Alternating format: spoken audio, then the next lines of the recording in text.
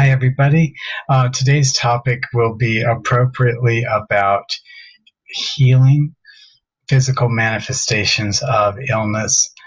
Life-threatening conditions of any kind can be included there. They can be financial, traumatic, personal threats, governmental, law enforcement things, anything that threatens your life, your safety, your well-being, your ability to exist in this world. So I'm starting from ground zero.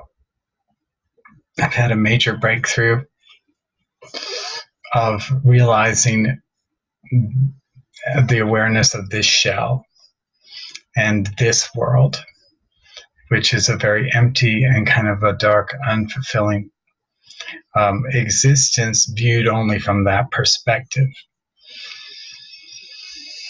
So with faith above reason, I breathe in and knowing that I am in control on a higher level, that there is a wonderful eternal me that is actually creating all of this. And somehow I have locked my awareness into the lower perception of these senses and these feelings of this world and gotten myself trapped here. With that will come lessons in the physical realm that are painful, that appear as diseases, are incurable illnesses, terminal illnesses, and things that will cease your body to exist, force you out of your shell, in a traumatic, often painful, heartbreaking, and spirit-killing kind of a way. So we have to sometimes embrace that feeling and understand that that feeling is real, but have some faith, not even hope, but some faith in knowing that we created this. And there's a reason why we created this, and it's a loving reason. It's a reason for our growth and for our awareness. It's something that we wanted to do, or we wouldn't be here doing it, no matter how painful and awful it feels. I'm sorry if my eyes are sparkling from the virtual background. That's just the way it is. Correct a little bit with lighting. I need probably some more correction there.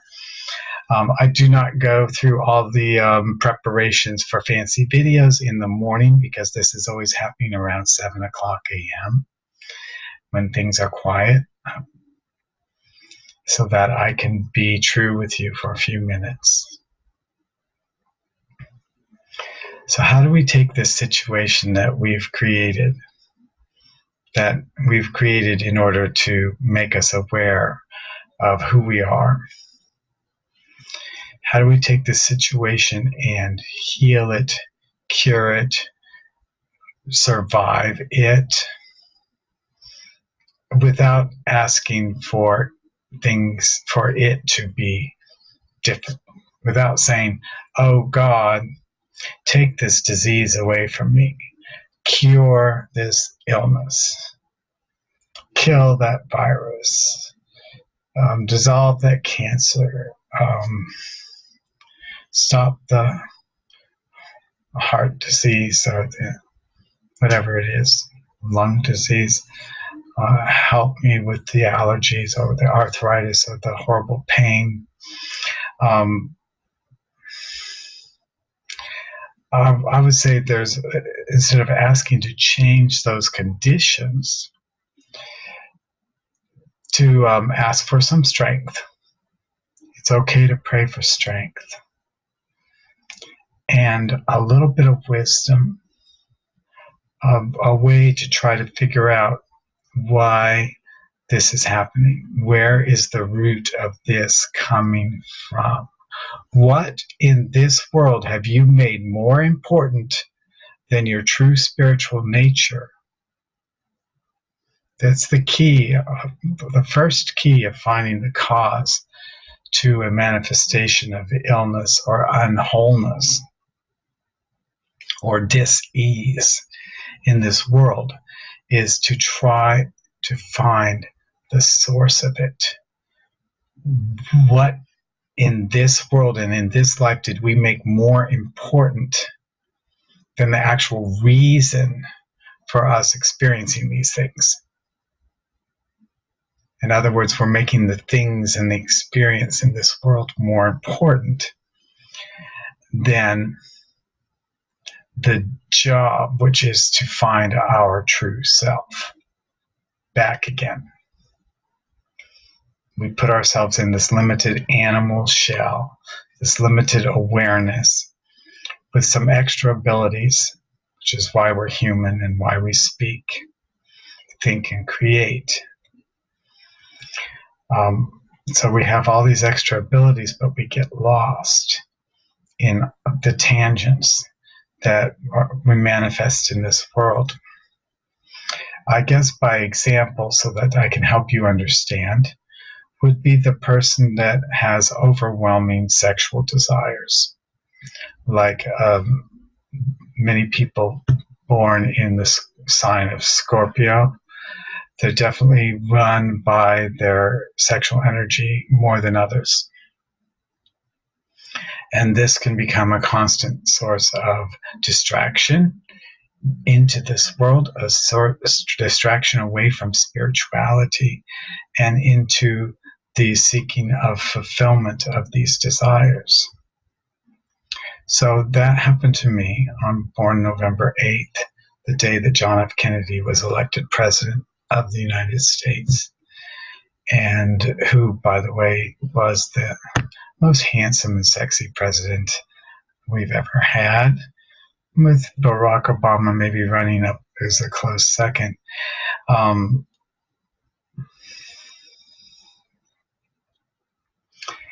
And there I am, distracted in the corporeality of the physicality and the desires. So I knew as a young child that I was this eternal being, that I already encompassed the entirety of creation, that my awareness was everywhere. But when puberty hit and sexual attraction took over, I became lost in this world, in the seeking of fulfillment of physical, mental, spiritual, corporeal pursuits and ideas. I lost my connection with my true source. And this was destined to happen. It's a challenge that I created for myself. And luckily, I didn't make it too hard by not being the perfect physical specimen that would have had people flinging themselves at me constantly. I had enough. I had enough of that, being young and not too bad looking. But there's limitations. Thank God that I have those physical limitations, not to have been this Adonis, godlike creature that wouldn't be able to handle it. I couldn't handle what already is coming my way. And I say is because it never stops. Even when you get old and you can't act on many of these desires that manifest as opportunities that throw themselves at you, they still happen. They still move you. They still shake me out of my spirituality and into my corporeality, into my yearning, into my physical desires, into my lust. So this is all a divine part of me that I created. So that's what the first thing we need to do, is stop saying that thing is separate from me. What caused the disease in me is separate from me. No, it's not. It's me. I created this. So we have to take ownership of the manifestation of illness. In my case, I got ill because of my acting out in my behavior, responding to the desires of the physical world, engaging in the desires of the physical world and making them more important than the goal of why I'm here. In other words, making it's like the golden calf or the idol worship. Anything we do that has more importance than our mission for spiritual awareness is going to cause disease.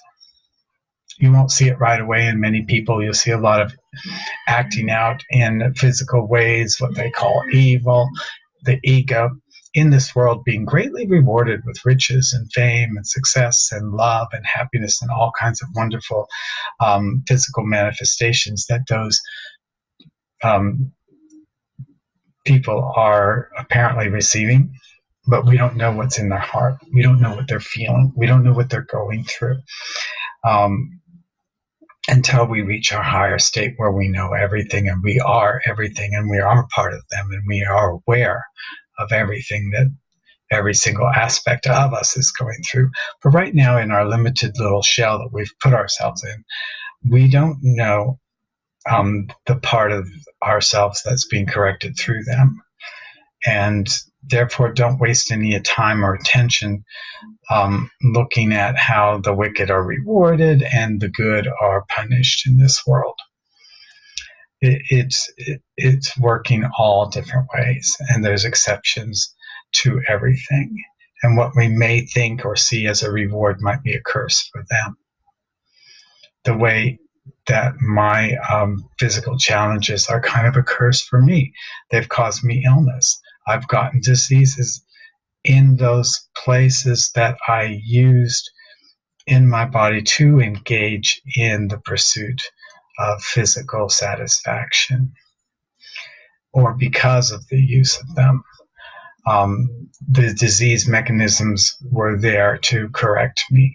And I realized that early on, which is why I've survived, is that I realized that I created this and that there's a reason for it, and it's my separation from spirit, from higher self, from my creatorhood that is causing the physical manifestation of diseases so that I can get back to it one way or another, either having to shed this shell and start in a new one with the same challenges, just arranged a little differently, or whether I can find the source of these illnesses in this life and correct them in time to stop the destruction of the shell and move up to a higher level and another challenge which will present itself in a more sneaky manner. That's the fun of it all, everybody. Because once we do a curing and a healing and a source finding of a manifestation of disease, and it goes away, there ultimately will be another challenge, brought in a more insidious manner, a little more difficult.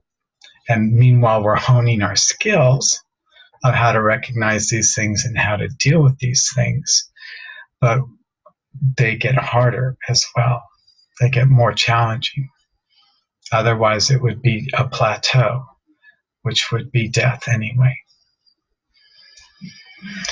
So we never want to plateau out and say, oh, I just want a comfortable life and this is it, peace and tranquility, no growth.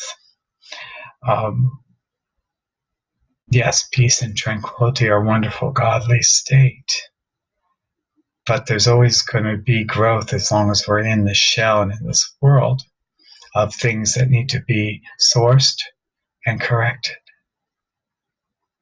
So just remember, if something is showing up in your body, look at the area of the energy center of the body, first of all, where it's showing up. Is it your first chakra, your lower, your reproductive chakra, your third chakra, power, source, judgment, your fourth chakra, love, breathing, heart, your fifth chakra, throat and mouth, sixth chakra, third eye, seventh chakra, crown? Is it all the chakras? Is it this? Sometimes it can elevate into chakras that aren't physically located. So let's find where we've created a blockage. Let's find where we have given something importance over our knowing of our true source. Something there we've made more important than the Creator. And I'm not talking about worshiping a third party. I'm talking about our creatorhood. Talking about myself, yourself, ourself, the true creator that runs everything. Therefore, with our faith in knowing this, or our knowing by having faith that this is true, we can give these things back to ourselves, not give them away. We surrender them out of our ability in this shell to do anything about it to our higher self and say, help me. Give me the guidance to deal with this now so I can stay here and do this work and complete this task. Just let me get through this task, one healing at a time. There's a lot of exercises we can do. We can surround that area with light. We may not know what the area needs in order to heal, or for the condition to go away. But our higher self knows what energy it requires, what light needs to be shed on it, because it is a refraction of light that manifests things in the physical world. It's a going away from our wholeness into all these separate vibrations of energy that are lower vibrations that create the colors, so to speak, from the whole white light or black light, whatever it is. I don't know. Might not have any color, might have all colors. But when they're split and they're refracted into these lower vibrations, it manifests in the physical world. And our higher self knows what this object or this thing or this condition or this virus or this cancer, tumor, or whatever it is, exists, why it exists, and what it needs. And can send it, once we take responsibility for something in our life that we've put ahead of the Creator that's causing disease in that area. So it's something in that area that we put ahead of the Creator. So I would think if it's in my heart and breathing area, that maybe I put my feelings as more important than the Creator. Maybe I put how I feel every day, my emotions, my yearning of my heart in the physical, in this world, as more important than my eternal nature. And therefore, disease attacking the area, because it says, no, you will not make an idol here, and you will not worship it.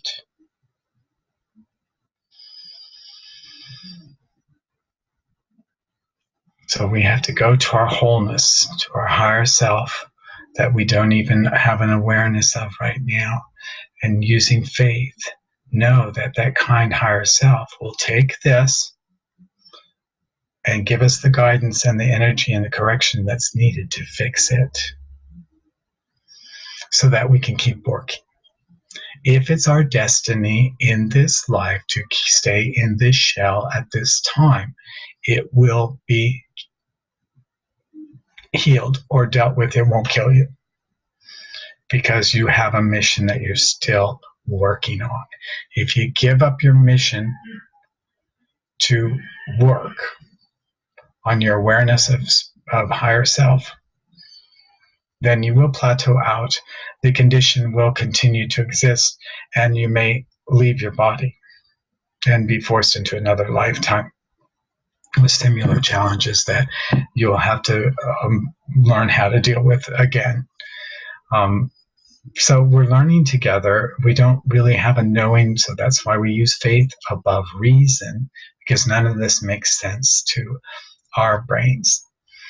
And hopefully I have made a little bit of sense to you today. And I still am in a major healing process of a 2-week flu that is thankfully gone. There are residual side effects, and so I've lost a portion of my hearing in the right side, which sounds to me like a broken speaker with static and distortion. Being a sound engineer, I can tell the doctors exactly what it sounds like, and they can't see any physical thing wrong with it. So there's some kind of neurological issue that has to be healed. And again, yes, I've healed this area, I've healed this area, I've healed other areas. And by I mean the higher self, the creator, has healed these areas for me. But now, this area. So the things I see, the things I hear are my next level here that need to be dealt with. And why I've given importance, so much importance to that in my life over the eternal sound of creation. Why has it been so important to me to have all of these lower sounds and lower vibrations in my life, and to actually spend a lot of time creating them? You know, writing songs, singing, recording, performing, listening. Time to listen to our higher guidance. Please put comments and questions down in the chat. Share with friends that might need some healing or might want to see a different perspective on how to approach healing. And let's continue our work, regardless of how much we lose faith and hope and have to start over from zero. Surrender it, but know that you're surrendering it to your higher, caring, loving, eternal self. These are physical words I use to describe something that's indescribable. But with faith, there is some knowing there. There is some connection there.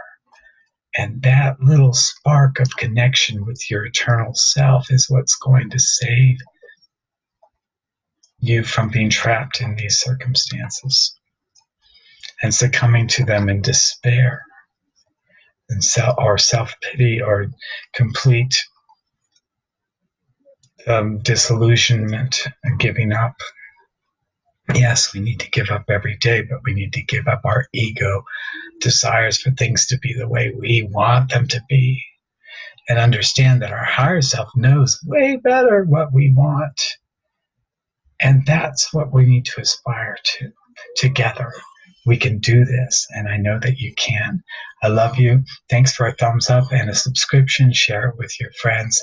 I'll see you next time.